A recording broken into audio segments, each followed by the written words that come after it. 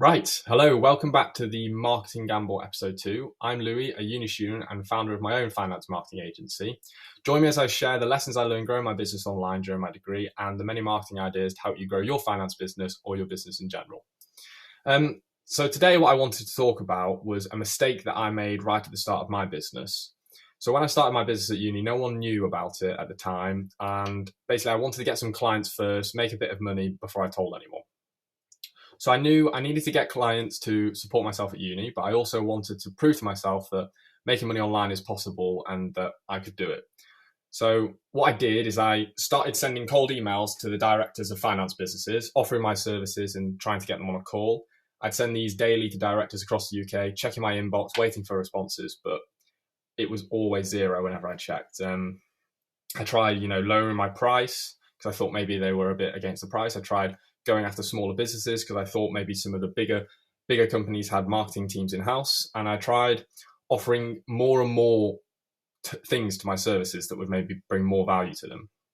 But again, it didn't really help. I was still getting no responses on any of my emails.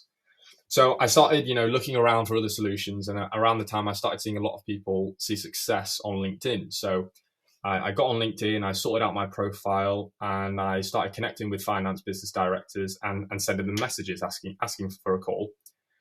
And sure enough, it worked quite quickly. I was on a call maybe every other day, and finally I was really happy because I was seeing a bit of success, and I was like, this is it. I'm making money online. And I'd get on the call, I'd tell them my services, but right at the end of the call, they basically say no, and zero of the calls that I went on became paying clients.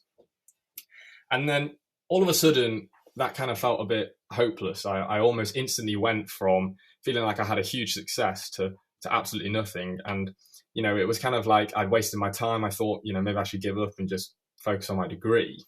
But I then stumbled across something in a book that I was reading called Expert Secrets by Russell Brunson. And he's the author of the book. He was making millions a month online, selling services online. So I knew it was possible. I just need to work out how. And in the book, he said, in every industry, you have diehard customers. And basically, diehard customers are people who will essentially die by a product. They're kind of like the iPhone users who would never dream of buying an Android. And then you also have the frustrated customers who buy a product, but it's not really satisfying them that much. And they're kind of waiting for a better solution.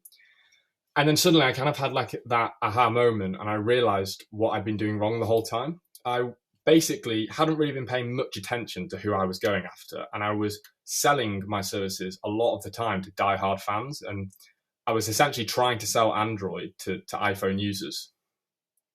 So I realized that I had to kind of start being a bit more selective with who I went after and look for those frustrated customers, because I was offering them a new opportunity, which meant kind of being a bit more selective with who I connected with and who I sent the messages to. So that's what I started doing. And sure enough, shortly after, a couple of weeks after, I managed to land my first ever client, which was fantastic. But what was even cooler is that I had finally made that little bit of money online. So I knew it was possible. And this kind of taught me, Russell Brunson, that this kind of experience taught me the important lesson that you have to be selective with who you target. Your product won't be the right fit for everybody. And rather than spending loads of time selling to the diehard fans and the diehard customers, explain that, your product isn't the right fit for them because they're already focused and they're already really passionate about the solution they've got. Just explain that it isn't the right fit for them, and just spend your time and your effort going after the frustrated customers who instantly will love what you're offering.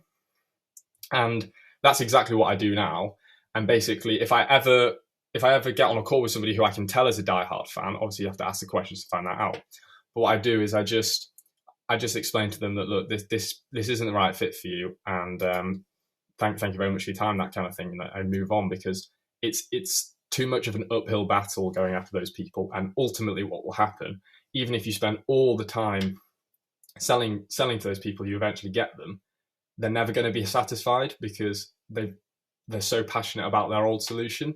So I've learned now to kind of spend the time going after the people who really are looking for a better opportunity, and the people who are satisfied with what they've got, just leave them be because they're happy. And that was kind of the takeaway and the idea of what I wanted to talk about in today's episode was, be selective with who you're picking and who you're targeting, and try and go after the people who are looking for another solution, looking for something that you can help them with. And yeah, that kind of wraps it up for today's episode. I hope you enjoyed. And if you want to reach out to me, feel free to connect with me on LinkedIn and see how I can help you grow your finance business. Or if you just want to chat about something you've heard in today's podcast, then send me a message as well. I will see you in tomorrow's episode, and thank you very much for watching.